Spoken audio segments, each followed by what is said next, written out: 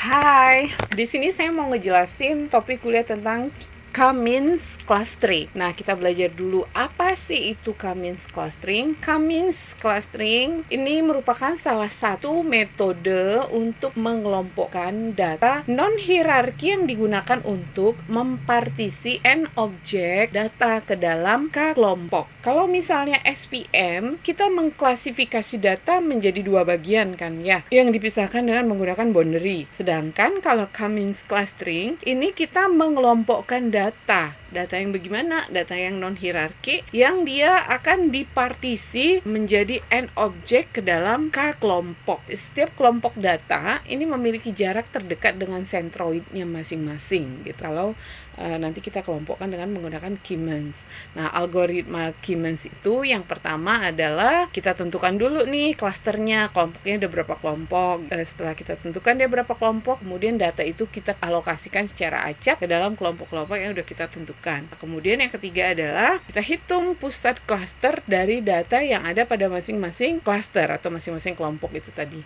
Kemudian yang keempat adalah alokasikan masing-masing data sentroid ke sentroid yang terdekat. Dan yang kelima adalah kembali ke langkah 3. Jika masih ada data yang berpindah klaster atau ada perubahan nilai sentroid di atas nilai threshold yang ditentukan, atau jika perubahan nilai pada fungsi objektif masih di atas nilai ambang atau dengan batas iterasi maksimum. Jadi itu terus diulangi, balik lagi ke iterasi 3, 4, 5. Kalau kondisinya masih sama, balik lagi ke 3. Kalau misalnya kondisinya sudah terpenuhi, maka selesai. Nah, berikut ini adalah rumus atau model untuk menentukan titik pusat atau sentroid. Kita bisa lihat adalah CI sama dengan 1 per M, sigma J sama dengan 1 sampai M XJ gitu. Sedangkan untuk menghitung jarak terdekat atau Euclidean distance adalah D X2 X1 akar dari sigma J sama dengan 1 sampai P X2J sampai XIJ kuadrat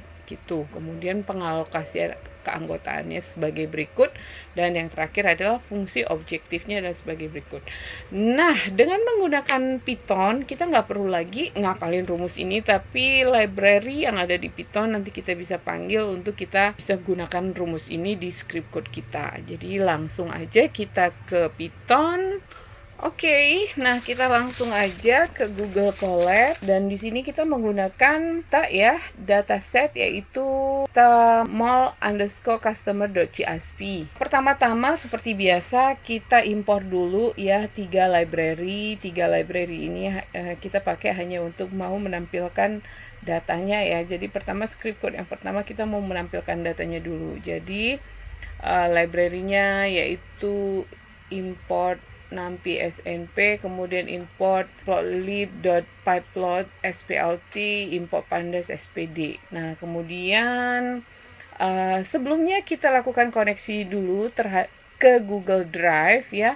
Kemudian kita cek dulu dataset yang sudah kita gunakan apakah sudah diupload di Google Drive. Nah, ini ya dia datanya. Kemudian jangan lupa kita salin path-nya. Kemudian kita buatlah variabel dataset, yang mana variabel ini adalah variabel untuk membaca data kita yang ada di Google Drive ya. Seperti biasa, ini script code-nya adalah dataset sama dengan pd.read_csv, karena data kita tadi kan dalam bentuk CSV. Kemudian kita pastekan path tadi yang udah kita copy, kemudian kita mau memunculkan hanya 10 data, jadi kita buat dataset.head 10.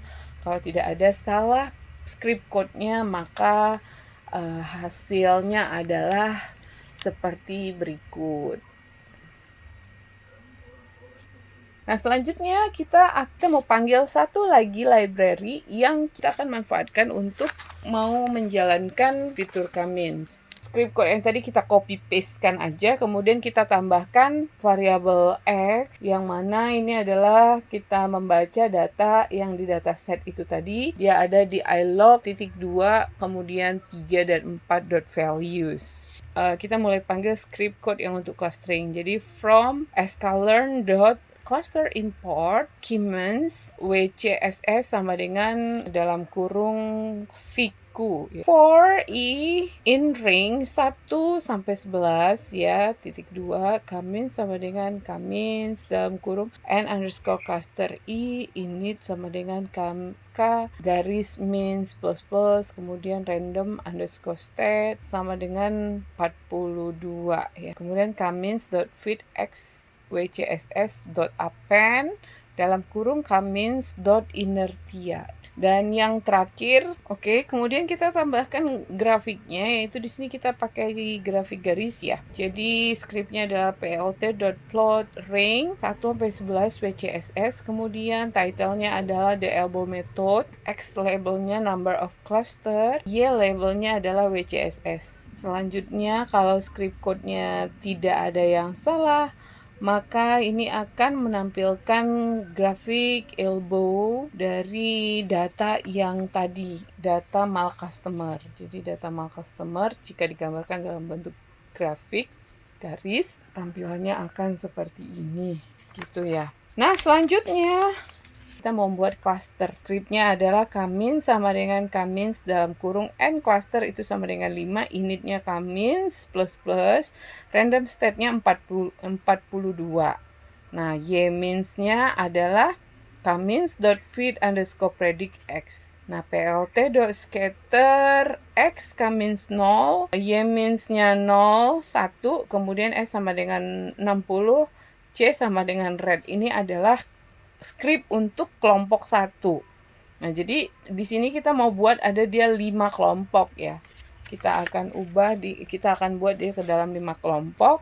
Jadi kelompok 1 ini kita buat dia warnanya merah, kelompok 2 warnanya biru, kelompok 3 warnanya hijau, kelompok 4 warnanya violet, dan kelompok 5 itu warnanya yellow. Nah, jadi script code-nya seperti ini. Nah, selanjutnya yang terakhir adalah script untuk menampilkan grafiknya ya.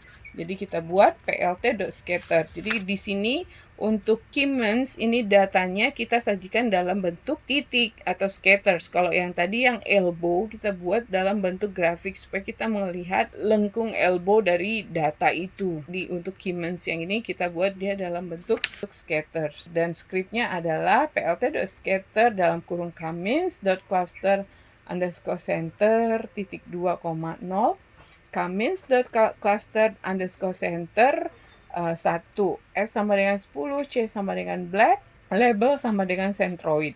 Jadi untuk centroidnya itu kita kasih warna hitam. Jadi script Kamins cluster underscore center ini adalah centroidnya.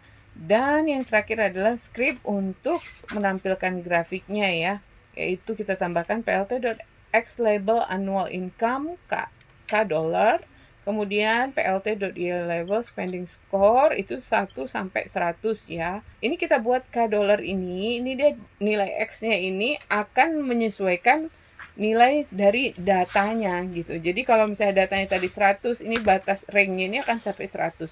Tapi karena datanya ini sampai 140, jadi dia otomatis ngikut jadi sampai 140. Kemudian plt legend ini untuk judul, kemudian yang terakhir adalah plt.show. Oke. Nah, jadi kalau script code-nya nggak ada yang salah, hasilnya adalah sebagai berikut. Nah, jadi seperti ini dia ya. Di sini kita bisa lihat ini dia terdiri dari 5 kelompok ya. Kelompok 1, kelompok 2, kelompok 3, kelompok 4, dan kelompok 5. Jadi tadi data kita yang random itu dia sudah dibagi menjadi 5 kelompok bagian, yang mana kelompok-kelompok ini dihitung berdasarkan jarak terdekat data ke centroid. Beginilah caranya mengelompokkan data yang random dengan menggunakan metode Kamins clustering gitu. Kalau tadi kan ini misal datanya acak dan hanya satu kelompok, sekarang ini datanya sudah data yang acak dan sudah dibagi menjadi 5 kelompok. Demikian penjelasan topik tentang Kamins clustering. Kalau misalnya kalian ada yang mau bertanya, silakan boleh lewat DM ataupun komen langsung di sini gitu. Oke, terima kasih untuk perhatiannya. Semoga bermanfaat. Dadah.